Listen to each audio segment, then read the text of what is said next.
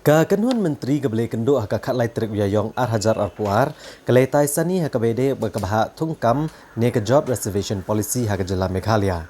Kam tam haba ke yang syari ke lepen mi ke hukum, bari ban pensangi aswai ke jing tungkam kat ba 4 don ya ke roster system. Ya kini ke jing alang ke belalum da Menteri rang ba ke jela Konrad Kongkal Sangma, lawan bani shim benta degi Menteri Sarkar bat ke head officer ke jela bani kren, bat bani mir jingmut haka bede bat ke tungkam tungjam hai kitanat Sarkar. Konrad Kongkal Sangma ulong baka kenhun menteri mentai kalai mir jingmut halor ke bahak tungkam bat kumno banjubab leng baka affidavit ya ke hukum pensangi tungkam da ke Meghalaya High Court.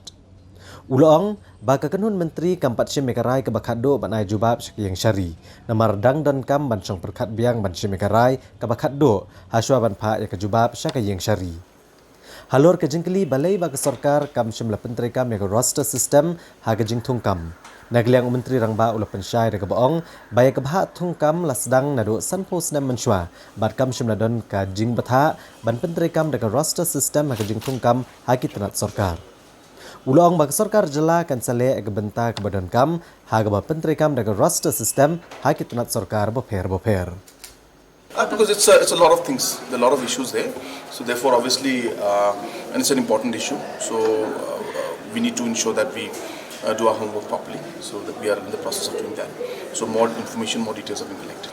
It was not there in the last 50 years since the reservation policy was not put up, and we had in fact created a first roster for the PWDs.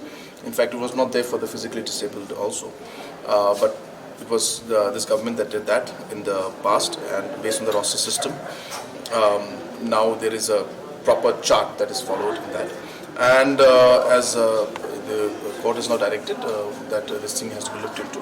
So we are examining it now, and we are doing our entire homework before we come to the final affidavit reply to the